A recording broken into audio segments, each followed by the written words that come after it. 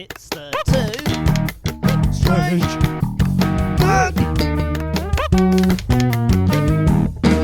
Podcast. Okay, we are now recording.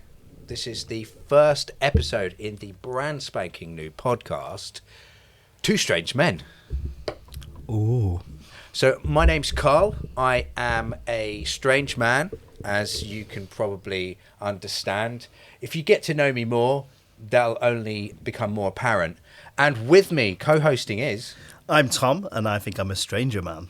A stranger man? A stranger man. I know you quite well, actually. You're not a stranger to No? me. Oh, well, there you go. Cringe already, isn't it? Yeah. Yep. Sat here with my crunchy biscuits. Yeah, you've decided to have like a Dairy Lunchables, is it? Yeah, I haven't had one for like 15 years, and today was the day. And they put chocolate buttons in it now. Yeah, there was an Oreo option. Yeah. But you don't Not decide messing to with like stack it up with like the bread. you're going to say the chocolate cracker, in there as well. cheese and chocolate. Nah, that's too much. That's why you're the stranger man of Okay. the two of us, because I just wouldn't even wade in those waters. But no, you've got to at least try it, right? No. You'd never even try that? No. I mean, you very much can take cheese and chocolate if you like. I'm more likely to do the thing that I do with my kids and just sort of like, if I want them to try something, I just force them to try it. Just keep going. So this whole podcast, I'm like, go on, try it, Tom. Try it. Cheese and chocolate. That's how we wrap up the end. Just trying the cheese and chocolate experience. Forget an outro where we condense our thoughts. It's just me trying a cheese and chocolate. Yeah, just hopefully you'll be struggling as well while I like ram it down your throat. Brilliant. But you're happy to eat cheesecake? That's so different, though. Not necessarily. Yes. Cheese, chocolate. Yeah, but it's like condensed. Like it's not in the form of cheese. It's just cheese is like a byproduct of what is in the cheesecake. It's not the same. Doesn't seem different to me. That's like saying, well, you'd have egg in a cake. Yeah, you do. But you don't like scrambled egg. It's like they're completely different Scrambled things. egg is pretty much a cake. Oh, God. Egg, milk. This is going to be a long hour, folks. Settle in, buckle in.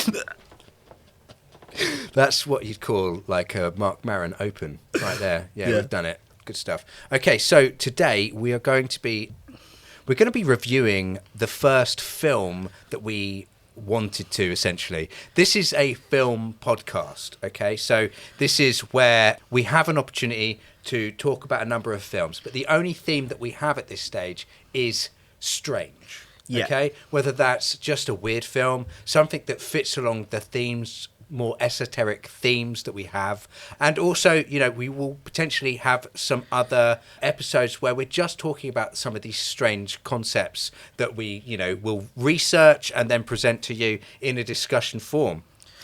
Are we going to add the little, like, fake gravitas that we're film lecturers, so we should at least know what we're talking about? No, now that you mention that, we don't have to. You've done that for us.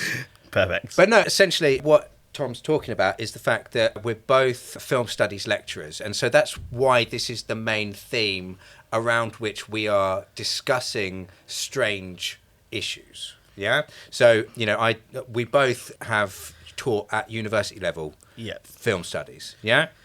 So we at least slightly know what we're talking about. Or at least we'll pretend to. We'll try to, at least, yeah. Okay, so let's start. We're looking at Donnie Darko as a first film. What's your history with Donnie Darko? Well, I'm just looking at your intimidating notes list and the fact that mine's all in my brain. Doesn't matter. So I watched it as a younger man when I was 17. I am no longer 17, Cal. Yeah. And I watched the original. Yeah. And obviously we watched the director's cut for this podcast, and what was really interesting is the original made me feel like an idiot, made me feel stupid. Yeah. The director's cut made me feel like they thought I was stupid. Yeah. And I think that was really the director's intention. He probably got like a lot of people coming up to him and saying, I just didn't understand it. I liked it. I just didn't understand it. That sort of thing. And he's gone, you know what? For my director's cut, right, I'm just going to make it real simple for these dum-dums. Yeah. Yeah. So I've actually got a quote from Richard Kelly, the director, he produced a screenplay for Tony Scott. And I haven't seen Domino, Okay, that's the film with Keira Knightley and a ragtag bunch of another film. army people. Have you seen it? Like a while ago. Did it feel like it was like a puzzle being unwrapped or something like that? No. No. Well, anyway, what he ended thin. up saying was it was an honour for me to get to work with Tony and to write that script for him and to design this really elaborate puzzle. Now, I picked up on that because I was like, Donnie Darko is a puzzle, like for definite. Like it's a puzzle that you have to unpack, and it's through multiple viewings that you essentially understand it. And I didn't understand it on my first view, but was mesmerised, you know? And that kind of adds more credence to the fact that the director's cut, it's like playing a puzzle video game with a walkthrough. Yeah, totally. That's how the director's kind of felt.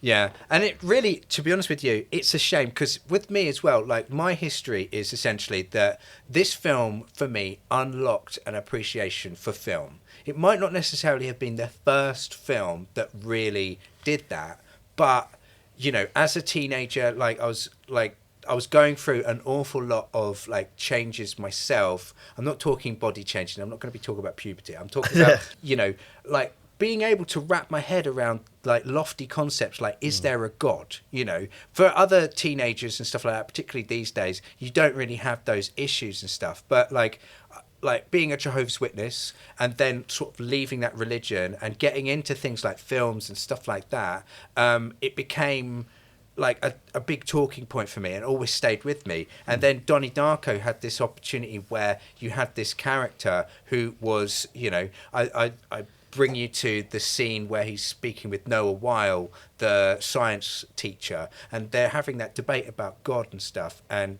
the guy just basically says, I have to stop talking about this, you know.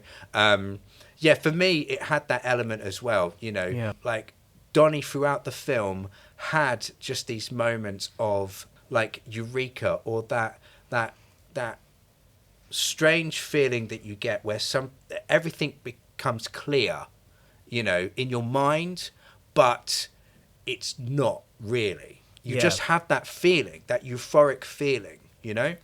It's funny, isn't it? Because like when you were reflecting on this idea of kind of it hooking into those themes, thinking like when I was growing up, I went to a boys' brigade and we had to go to Sunday school, and I realized finally found my way to sort of atheism and have like flirted with atheism and agnostic, and you know what it conceptually is that I believe. And that line where the therapist says to Donnie, "You're an agnostic," and then she like underpins that I feel like that was the genesis of kind of like my kind of spiritual belief, and really underpinned my kind of thing. I'm an atheist. Do I believe in God? Do I fit that? And then maybe I'm agnostic. I can't prove God, but maybe it's a feeling. And it's so funny that films can really embed how you're feeling and show those things without having to kind of be really force-fed. Yeah, I totally agree with you. It would have been the type of things that at that point in time would be just the hottest topics in my head, and then they're played out on screen and I'm like, oh my God, this is like speaking to me, you know? Looking back on it as an adult, I just feel like it's a shame that I didn't know that the director's cut kind of spoiled it a bit, you know? And so what the director's cut does is it changes some of the music, okay? One example of this would be, which was quite a shock to me, to be honest with you, because of how impactful the first scene is. The first scene where he's getting up off of the floor, obviously he's been sleepwalking, and he rides home. For me, that is Echo and the Bunnymen, okay? The Killing Moon, okay? Bow, bow. It's so good, like, and the fact that it's Echo and the Bunnymen as well means, come on, Frank the Bunny, it made perfect sense. And then he's just gone, I just wanted to put In Excess on there, and it's just not as good. I disagree. I like the change in choice. I think it tonally fits better than the original music. I understand the kind of underpinning that theme and, you know, using something from the Bunnymen, but I just think that kind of that more stripped back, that more kind of like laid back theme, as he's kind of sorting through his brain and like coming back and riding through, fit better than the original tune. If I'm listening to you, I do tend to actually agree. That does make a lot of sense. If you think about the lyrics of that chorus, you know, never tear us apart, and it's over the scenes where he's just meeting with his family and stuff like that. You know, it cuts off abruptly when he finally arrives home and the words "Where is Donnie" is written on the fridge is there. You know, all of that whole sequence, it really does work nicely there. Okay, fine, like I'll have my little bunny tail between my legs and I'll accept that defeat. But as you say, the director's cut like spoon feeds you this information. I don't really remember the book being that major a part in the original film. I remember him getting it, and I remember him like he was insistently going, "Have you read this book?" as he does in the director's cut. Yeah. But it was kind of like a flippant. I don't remember any of the book graphics, and I don't remember the chat.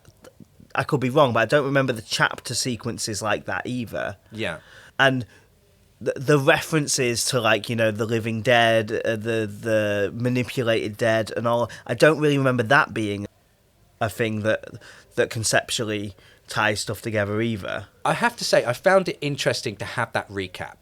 For me now, like, wanting the answers that perhaps I didn't fully investigate when I first watched it, to have this recap and have it all spelled out for you, at least I've got that, and I can put the film to bed now. And I think maybe that's part of the, you know, the reason for doing it. But anyway, the critics were absolutely fine with it, but it's got a lot of flack from the fan base based on those song choices and like the spoon feeding, definitely. Doesn't it sort of like, for me, I was reflecting on like my early experiences, and obviously when you come back to something, you're always coloured by nostalgia. So I maybe not remembering the original as well as the director's cut, which I, you know, binged after my son went to bed last night. So it's like fresh in my head. I remember feeling that the mystery was a character in itself, and that it stuck with me because I was like, I don't know what this is. And it's the only time in my life where I went onto YouTube and I was like, someone please explain this film to me. Yeah. But then I went on a self journey. I looked at multiple sources and I almost like got a PhD in the bloody film itself. And that was part of like the history of my time with the film. Whereas if I only ever watched the director's cut, I'd have watched that film and it would have been put, I've watched that film, big tick on the list, and I wouldn't have had that connection to it. Yeah. So I feel like the director's cut, while, okay, it might be a more palatable experience for an audience, it certainly isn't an experience that as a film watcher would stay with me. Like, it completely undercuts that whole kind of mystery and the mystery of the film by spoon feeding. Yeah. So at this stage, there's loads that we could talk about here. To be honest with you, I don't really know how to sort of like get into it. We've just talked around it, haven't we? Yeah. You know, I don't know if we want to actually go into like breaking apart the full narrative and stuff like that. Maybe we can just do this by like an act basis. But it might be a good idea at this stage to just get some general information about the film, which I found quite interesting.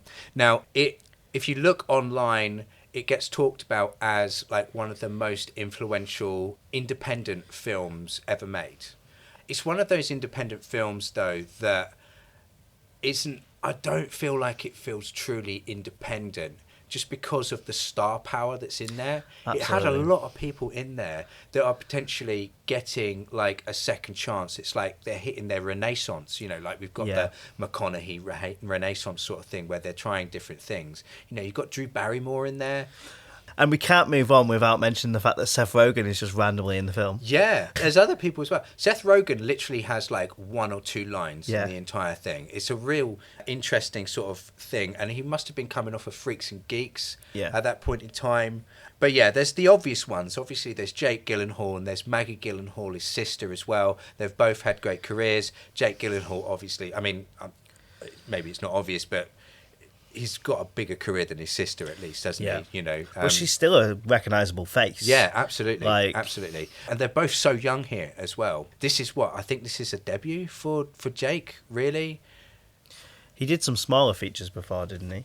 well, maybe, but this is the thing that really like put him on the map. Definitely, you've got Drew Barrymore. Obviously, I don't know what she was doing before this, but she was like this was perhaps, you know, as her career was maybe changing, at least, you know, maybe starting with the downward trajectory, I'd assume, maybe coming off of like Charlie's Angels, I'd assume, you know, or maybe they're around the same sort of time. I don't know. I didn't really do the research into that. And even the science teacher, I can't remember his name. Noah Weil. Would then go on and be in another independent, Falling Skies. I've never seen that. Oh, we should do an episode. Really? Yeah. At least season 1. So it falls off. Noah Weil is the trainee doctor in Michael Crichton's ER. You ever come across ER? Yeah. I watched the whole thing. He's also in a new thing now. I think it's a HBO series that's pretty much the same as ER, but he's the main guy. He's the George Clooney of this thing. Oh. So it's interesting. But anyway, it's a big digression. I mean, Patrick Swayze. I completely forgot he was in this film. Yeah. And then he was up there swaggering about, and then I completely forgot about the whole like child like porn ring that's there, and I'm just like, what do they call him in it? They call him like a super pedo or something. No, what is it, like kiddie porn dungeon? That's what. Yeah. Just like some of the weird terminology and language, like the opening of the film, and they're like, you can like, was it fuck a fart? It's used at some point. Yeah, I did write it down because obviously that stayed with me as well. What was it? You could suck a fuck. Yeah, that's it. Yeah. And how does one suck a fuck? How does one suck a fuck exactly? Do you want me to tell you? Just throughout, some of the dialogue was just so not paired with the rest of it, and I was like, where did that come from? Yeah, and quite a lot of the characters are just really unhinged for no reason. Like Drew Barrymore's character, I'm not sure. Am I supposed to like her? Am I supposed to feel bad that she's been fired? And why has she been fired? By the way, yeah, so that's pressure from the PTA, isn't it? And that's mainly pressure from one person who, you know, questions their commitment to what is it? Some days I doubt your commitment to sparkle motion, which is my favourite line from her. And she's trying to manipulate the... Yeah. Sometimes I doubt your commitment to sparkle motion. It's brilliant. And whilst she's crying and saying that, on a T-shirt it says, God is awesome. So yeah, it's got little bits like that throughout where it's like, I guess... Which is sparkly, right? Or I invented that? I don't know if it's sparkly, it's green pastel. That's how I remember it. I remember God is Awesome being sparkly, but I feel like I'm merging the dance scene with that scene. Totally, yeah. The time period is not something that I ever picked up on as a youngster watching this. And then looking back, it's like, oh shit, like it's when is it? It's 1988. It's 1988, and the only thing really that stood out to me, telling me that it's 1988 before it actually comes up on screen, was the fact that the father was continuously watching the governor of Massachusetts, Michael Dukakis or something like that, and fucking Dukakis, that guy, and I was like, oh shit, this isn't actually in like modern times, and I never picked up on that, and I should have, because obviously you got the soundtrack and it's all from that time period as well. And also whenever there's those scenes where he's processing information and it's all going in, it is very much the like user interface section. It's very kind of 80s sort of code and sort of like web browsers and stuff. Yeah, that was weird. That was really weird. But then stuff that added in just for the director's cut. That's not in the original. And it almost is like, are you now saying it's a simulation?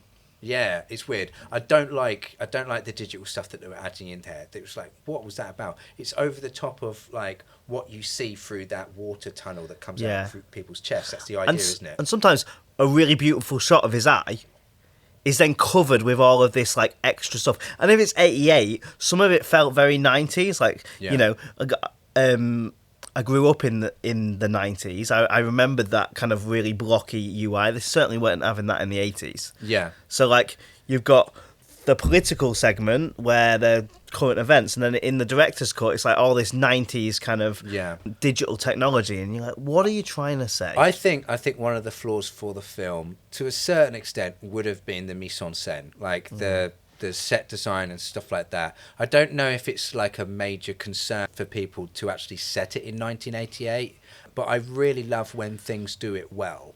You know, there was that Benedict Cumberbatch series about the puppeteer on Netflix. I can't remember what it's called or anything like that, but that did a really, really good job of creating an 80s New York, and it probably had like a much bigger budget. I totally understand that, but I did not get from costumes or pretty much anything that we were in 1988 as opposed to 2001 when this film came out. You could have told me any time period past kind of like the 70s, 80s, and I'd buy it. Yeah. But, you know, if you're going to set it in a generic time period, which is fine, right? You don't always have to say this is 2002. Yeah. But you then can give me title cards that tell me exactly when it is and say it's 1988. Yeah. And then do nothing with it. Like, well, are you doing that because you can't be bothered to research the costume, like the period of the time and what was around, apart from a few political references? It's just not enough. Yeah. I'm loving all of this talk, but we're definitely detracting. I still wanted to talk about Patrick Swayze. Like I'm stuck on Patrick Swayze. It's a great shame that he died so young. Is this going to be one of those things where it's like, let's talk about Donnie Darko and there's a 55-minute talk about Patrick Swayze's beautiful hair? I've not got 55 minutes to talk about Patrick Swayze, to be honest with you. But out of all of those actors, I think he's one that resonates for me for a number of personal reasons, in fact, actually. So when I was young, okay, Patrick Swayze became what I imagined my father looks like. Okay, and I'll explain this because, like, my mum went through like a messy divorce, and she went through the process of cutting out the faces of my dad, so I didn't have any pictures of my dad, and so after a while it's like it warps. Okay, and there's a film that Patrick Swayze's in where he plays a father, like a criminal sort of father person who, I can't remember what the film's called, it doesn't matter, but he kidnaps his two young children and takes them away on a big road trip. I might be imagining it, but that was the film, essentially. And it's like mullet hair like my dad did in the 80s and stuff like that. And yeah, essentially what it ended up being was, like, I stopped seeing my dad's face, and then I just replaced it with Patrick Swayze's. Were you sticking Swayze's face onto the whole? Yeah, that would have been good, wouldn't it? Like, I just didn't have, obviously, those photos anymore. It sounds like a bit of a sad story, but honestly, it has no emotional impact on me whatsoever. When I finally met up with my dad again, funnily enough, a similar sort of time of when I was watching Donnie Darko, I ended up saying to him, one of the first things I ended up saying to him was like, I thought you looked more like Patrick Swayze. Like, how's he gonna take that? Do you know what I mean? Like, that's a bit sucky, to be honest with you. But yeah, so I put that on him, and then every now and then he'd be like, I'm sorry, I'm not Patrick Swayze, but like, anyway. But it's that connection though, isn't it? Like you now have that kind of little in joke. Yeah. And again, it's this idea that, like, film can really transform the way that we deal with our own personal kind of lives. Yeah. And, you know, if you're going to go with a role model, why not Patrick Swayze? I suppose. I don't know if he was even a role model at this point in time. Have you got a role model that you found in film? No. Optimus Prime. For me, if I want anyone to be my dad, it's not Patrick Swayze, okay? It's fucking Optimus Prime. If we're talking dads, then it's got to be someone kick-ass, isn't it? Yeah. Like, in fact, let's go kick-ass and let's just Big Daddy. Okay. Nicolas Cage. Yeah. Revenge-driven, great mustache. Yeah. Let's go with that. So, Nicolas Cage, if you are listening, you probably are. I mean, we are that great that you probably would be. Tom wants you to be his dad. And if you want to be a guest, Yeah, if you want to be a we guest. actually have a spare seat with no one in it right now. Yeah. I don't think we'd be able to keep up with Nicolas Cage. I just let him talk, stare into his eyes, dream about him being my dad. That's going to make for some great podcast material. Yeah, I'm up for that. Okay, so I'm moving on now to not obvious cast members. Okay, so you've got Seth, all right, the bully. Now, he doesn't look absolutely anything like he does now. Like, it's so strange how much he's, I guess his body's stretched out, maybe, I don't know. But he is Alex Greenwald, and he is the lead singer of Phantom Planet. He's married to the Captain Marvel lady, it seems, from pictures I've seen. I don't know if that's true or not. But yeah, he seems to be... It's Brie Larson. Brie Larson, yeah. And Jason Schwartzman was in Phantom Planet as well. You know Jason Schwartzman, right? Yeah. Alongside that, you've got Beth Grant, who is the questioning the commitment to Sparkle Motion lady. She is in loads and loads of things. She's a great character actress, but she has recently been in, obviously, The Office. She was Dwight Schrute's babysitter that he also dated as well. Yeah. But no, she's been in loads of things. Too many to count, even. Also, one of the other members of Sparkle Motion is a girl called Ashley Tisdale. Not an unrecognisable name. Not an unrecognisable name. She was in High School Musical. Yeah. And she's an artist and actor as well. Again, I couldn't pick her out. I've never seen High School Musical or anything like that. Oh, you're missing a treat. Shall we do it? That's definitely strange, isn't it? That definitely fits within the themes of our podcast. Should be our summer special. School's out. High School Musical edition. Yeah, you'll just hear a gunshot. Yeah. And then we could get Ashley. Like, oh God, Carl, what have you done? Then we get Ashley in. Oh, she can talk to us about Sparkle Motion and the evolution to High School Musical. Well, we've actually got another lecturer who called Ashley, who probably would do a better job of being a guest than I would be, talking about that film, no doubt, I'm sure. Okay, so now we just briefly talked about the idea of it being an independent film. The budget for this film was 4.5 million. Okay. And that's an absolute tiny budget. When you take out people's paychecks and stuff like that, that's super, super small. I guess it makes sense why you don't perhaps have as much elements of props and costumes and stuff like that matching the time period, because you just can't. You just use what you have, essentially, And the amount of locations that are used, yes, they recycle those locations, but this isn't a 1-2 location film. Yeah. There are several kind of dynamic locations as well. Yeah. Within the school, and just the visual effects themselves must have not been cheap. I mean, they're very much of that time. Yeah. But they're not cheap practical effects. They've clearly put time and energy. I'm really surprised it's under 5 million, to be honest. Yeah, it holds up today though. I think everything has been done really well. I think it doesn't feel dated, and there's not obviously a lot of visual effects. The main thing that stands out is the chest tunnels. That we didn't really get a full name of what that is. The only thing is that they ended up, if I can find it in my notes very quickly.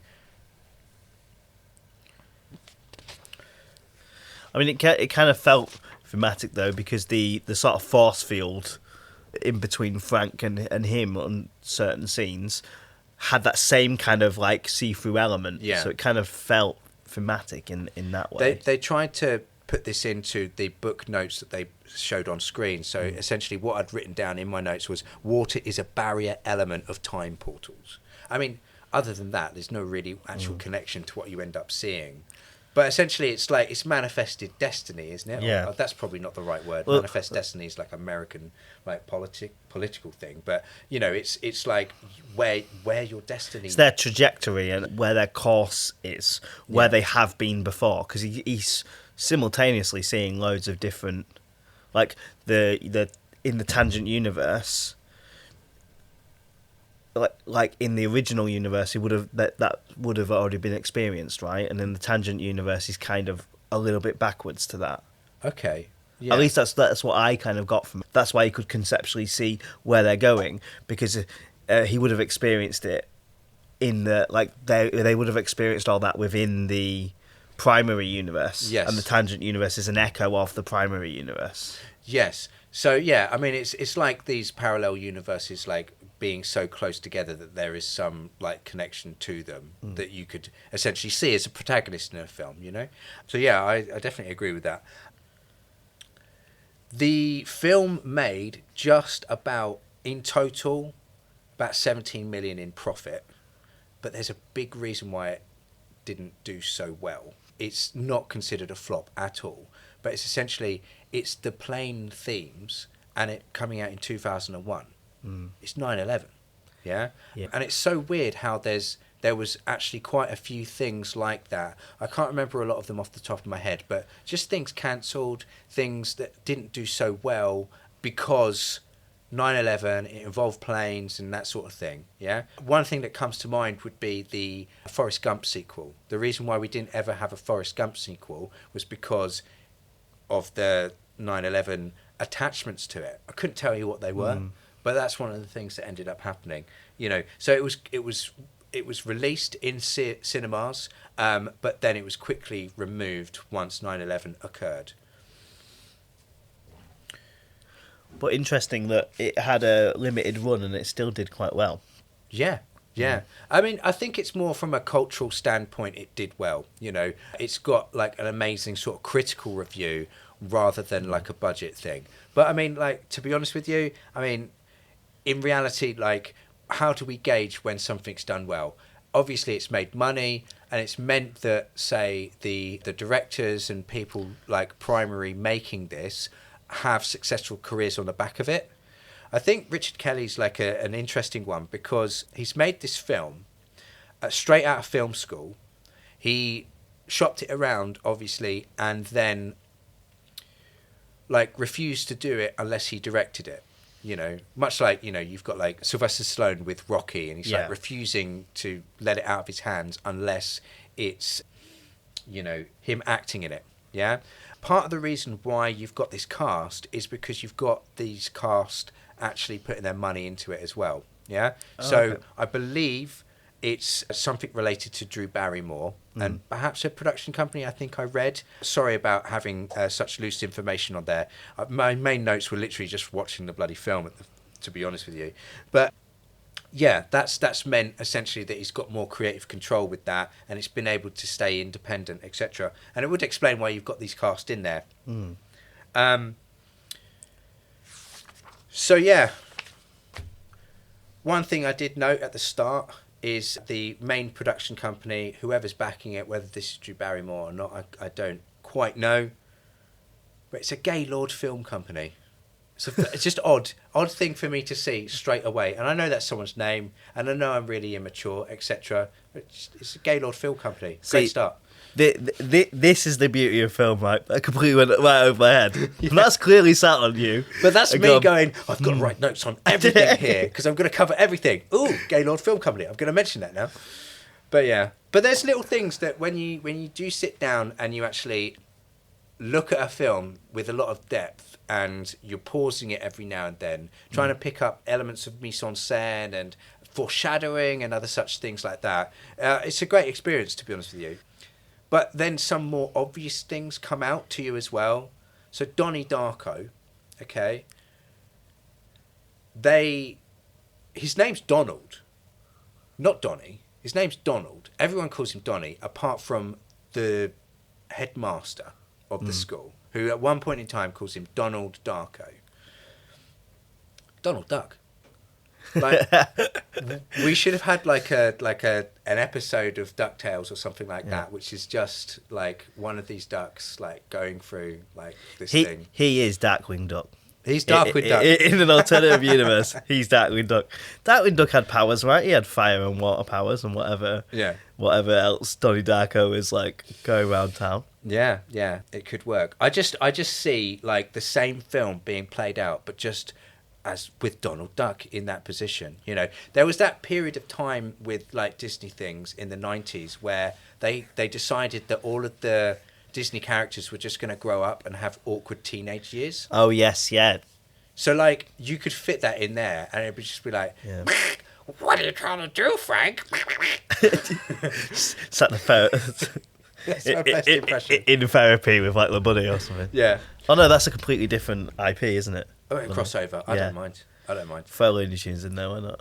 Interesting about the therapy. This was another little tidbit that I'm going to pick up on that no one would ever pick up on otherwise, okay? Is the fact that the therapist is Dr. Turum, Thurum, Dr. Turum, okay? I don't know if I'm pronouncing that right, but that's how it's spelled. And her first name is Lillian, okay? Now, Lillian Thurum, if anyone is a football fan, is a very famous French defender who played for Parma and the international team, amongst others. You know, and he's also got two very, very successful footballing sons in there as well. So I don't know, someone in the writing staff or like Richard Kelly has made some sort of football connection there, obscure international football connection there. So what you're saying is to elevate this film, it needs to be Donald Duck playing football while also just losing their mind. Well, there's a Disney football game. Yes, there is. Just get the plot of Donnie Darko into like Disney Strikers or whatever it's called. Make a marriage there. And we've lost all of our audience at this point in time from this blabber that I'm talking. They've gone, I kind of was getting it conceptually. Now I don't know what's going on. Yeah. But that's the film too, right? I'm getting this. And then it's like, well, that was a weird take. And I'm completely out of it. So yeah, it's weird where your mind goes, isn't it? So, yeah, I mean, like, if you were to break this down into, like, an act structure, your 3 acts, what are they, Tom? I'd say Act 1 is probably, like, obviously the introduction where he's going to the house, all the way up, really, to that kind of first introduction with Frank, I would say is Act 1. Yeah. That kind of... maybe the plane crashing, maybe a little bit past that when we introduced to Frank. That's probably Act 1. That's your, inciting incident. The event and the event, yeah. Yeah, and then things obviously start to get weirder and stuff like that. I don't feel it hits the third act until Patrick Swayze's house has been burned down. Yeah. And we are then, at that point in time, we're wrapping things up. Yeah, because at the end of the day, what did Frank want him to do? See, this is the thing, right? The film is incredibly slow paced in the first 20 to 30 minutes, and then the last 20, they keep showing, is it Miss Death? I can't remember. Grandma Death. Yeah, and the importance of Grandma Death, and she has so little relevance. Yeah. They're like, just post a letter, Donnie, and then what? You do the letter right in the final act. It felt like he didn't actually write the letter because the letter doesn't get mentioned. We don't actually have the letter posted and everything like that. And I don't know if they actually had it in the original film or if it was just a director's cut. But he reads out the letter at the end there. It's like, well, did he post it or not?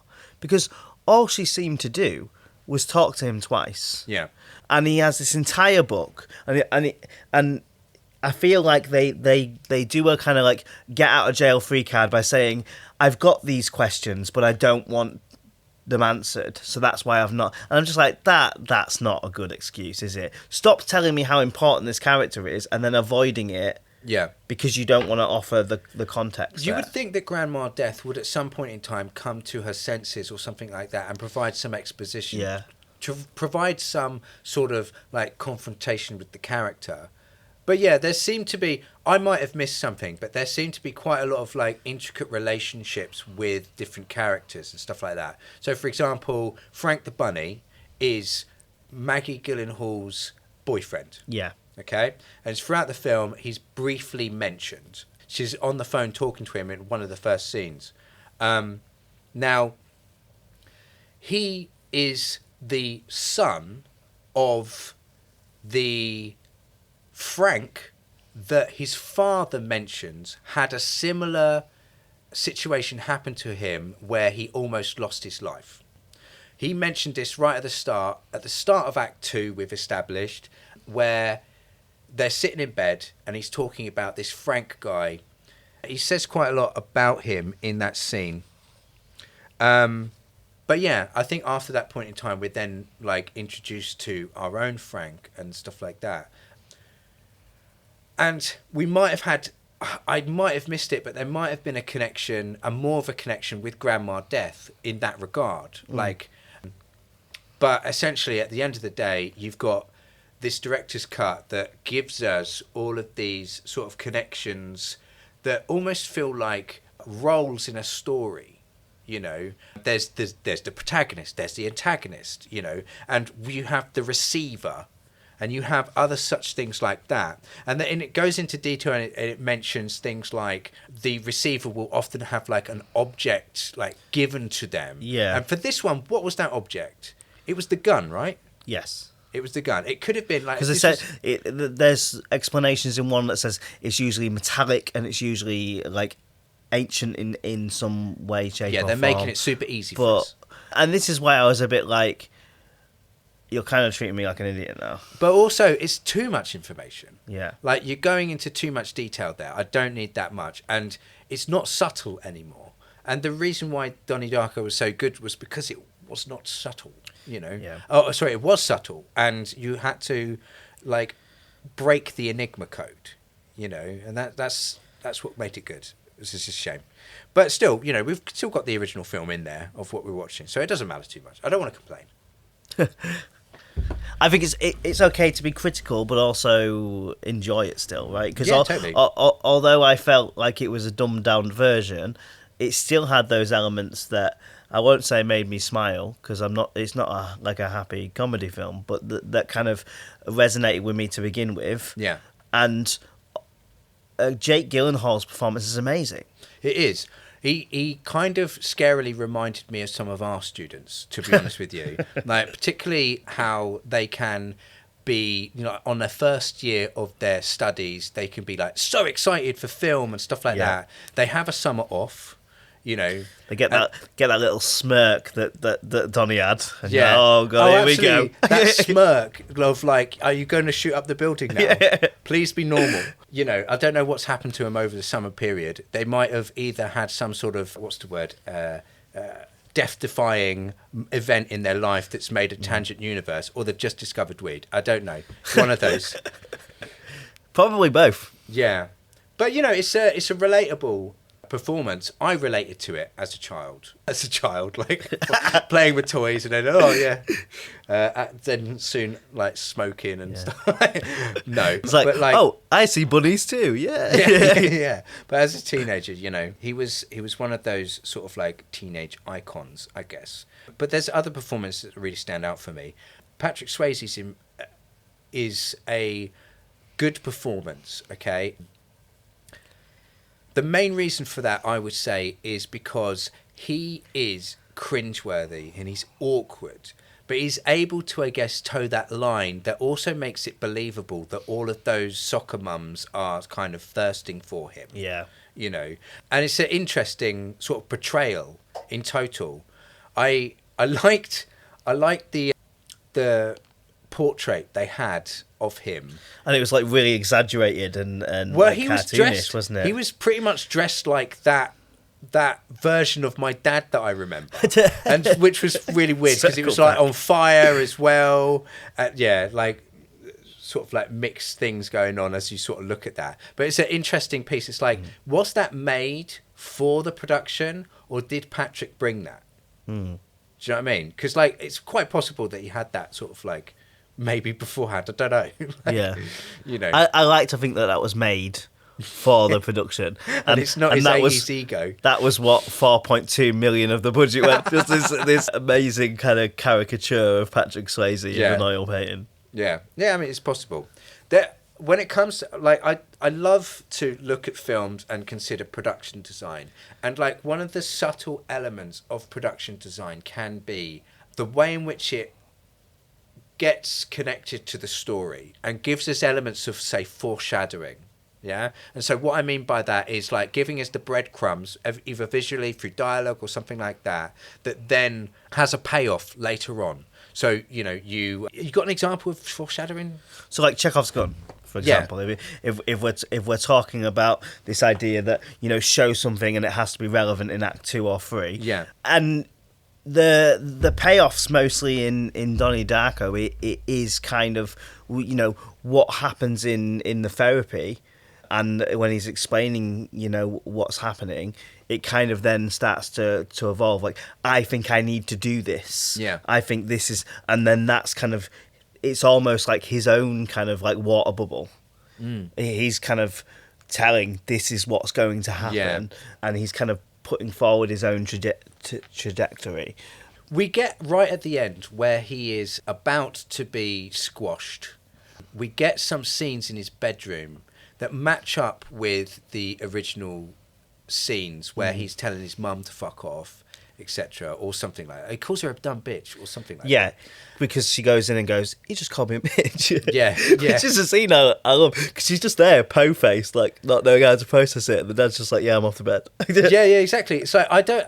To be honest with you, I'm really dreading the teenage years, but also I kind of feel like I'm prepared for it because I am around teenagers so much, So I feel like I'm going to be a bit like the dad, or maybe a mixture of the dad and the mum, because I can get really offended at things, and my child will eventually offend me. They haven't yet, obviously, because they're only like 6 and 4 or whatever. Oh God, he's almost 8 years old. Christ. So we can say we filmed this in like 2021 or whatever. Yeah. But like when, like I like there's a story from what's that American comedian with the ginger hair. He's always on the talk shows and stuff. So I'm this guy. Oh yes. What's his name?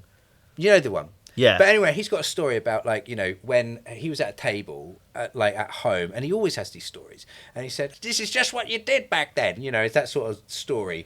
And like I think he called his mum a bitch or something like that, or he told his mum to shut up. He didn't want to eat his greens or whatever, and his dad just like threw a whole glass of milk in his face. Do you know what I mean? Like we're never gonna do that. Yeah. Do you know what I mean? Like it's gonna be like going into another room. It's like, how do I process the fact that he's called me a bitch? Anyway, I mean, one element of foreshadowing that I quite liked was the sketch of the eye.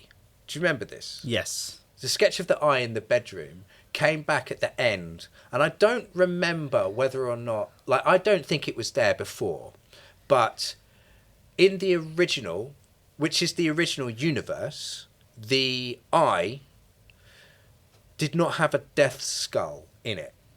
But when you saw it later on in the film, in the eye there was a skull. So I don't know what it's trying to tell you, whether or not he's like rubbed that out and added that in. I might be misremembering. It might have been there and I just missed it.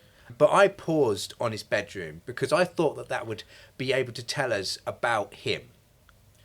But what it ended up doing, when I paused it, and I paused it on his other room as well, where he's got all of the new stuff, is like he liked bikini ladies, and that's about it. Do you know what I mean? Like, yeah, there wasn't. He was generic. It was very generic, and I think that's the purpose, right? Yeah. That these people do not have to be special. Yeah. They're just like, they're not chosen because they are the chosen one. It's just someone that's pulled in, right? They're just generic people. Like, his bedroom shouldn't look like a serial killer's bedroom, or like a moody teenager's bedroom with lots of like metal posters on the wall or something like that. It's like someone who can't be asked to put the things that are in his mind to express them. Do you know what I mean? Like, and that adds to the subtlety of this film, I guess. Yeah. Which means we appreciate it more, Yeah. It's for Richard Kelly, the director. I mean, let's face it, like, he's done other things. He did Southland Tales. It's his magnum opus. Yeah, this is what I was going to say. Magnum opus. You are never going to top this. And good luck to you, Richard, because you've made something that I will never be able to do myself. Like, and if you want to come on, we have a spare chair. Yeah, absolutely. we'll talk about the director's cut. We'll tell you how bad it is. Yeah, and how maybe you should make a second director's cut without all the book stuff. Yeah, but my main issue to Richard is that you need to get some synergy with Disney and create Donnie Ducko. Okay. So if you're listening, Richard, and we know you are, hit up Disney and let's get like Donnie Ducko. Donnie Ducko, yes, that's what I want. But yeah, I mean, like, there's another film that he's done that I kind of feel like kind of matches this sort of element, but I'm never going to watch it. The Box.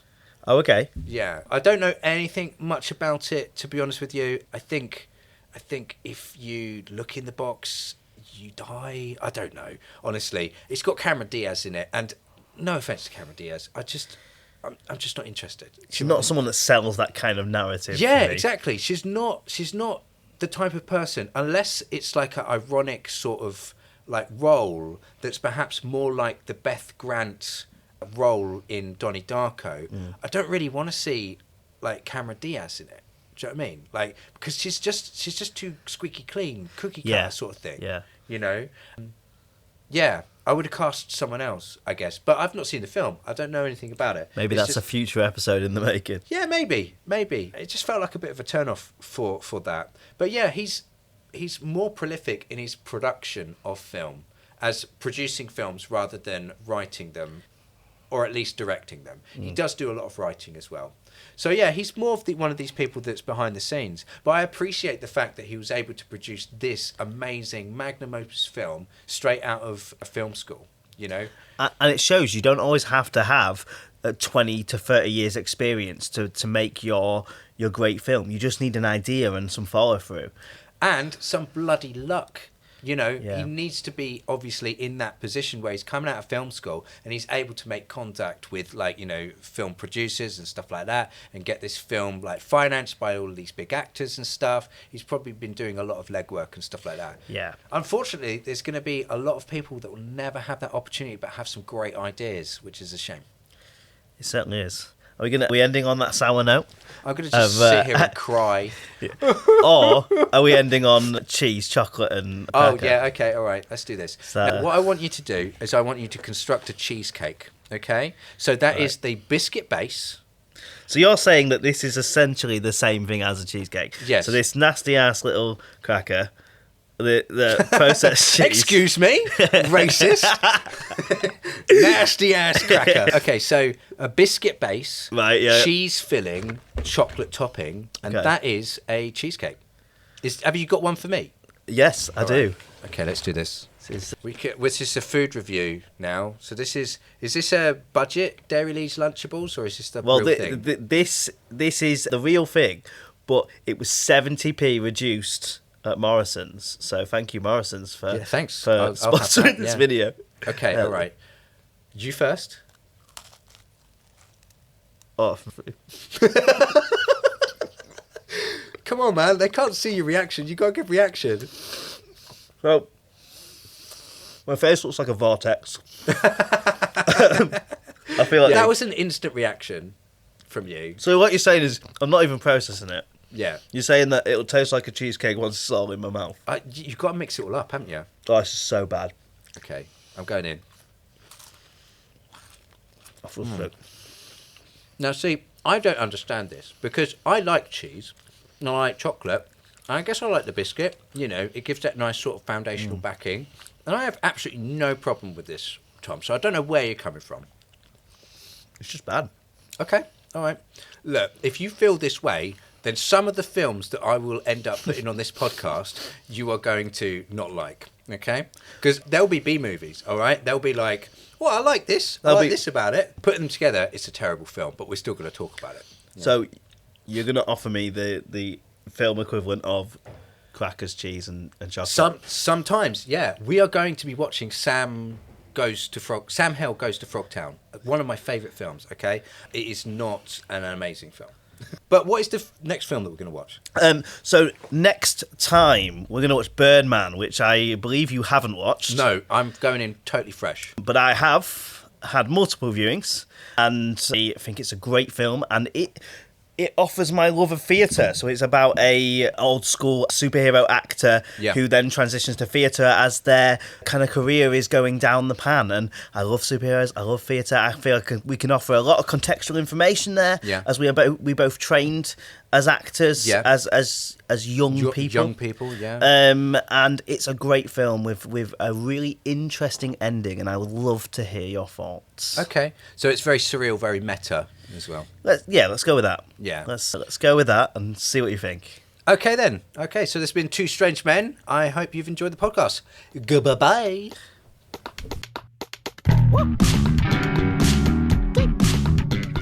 Thanks for listening. Here's a disclaimer. We are not experts. We can easily get things wrong in an episode. Our intention is to explore and open up the possibilities for further exploration. Come find us on Twitter, Facebook, Instagram and YouTube. We would love some interaction. Also, if you can consider supporting us on Patreon, that would help a bunch. Search for 2, that's number 2, Strange Men Pod, all one word. Until next time, keep it strange.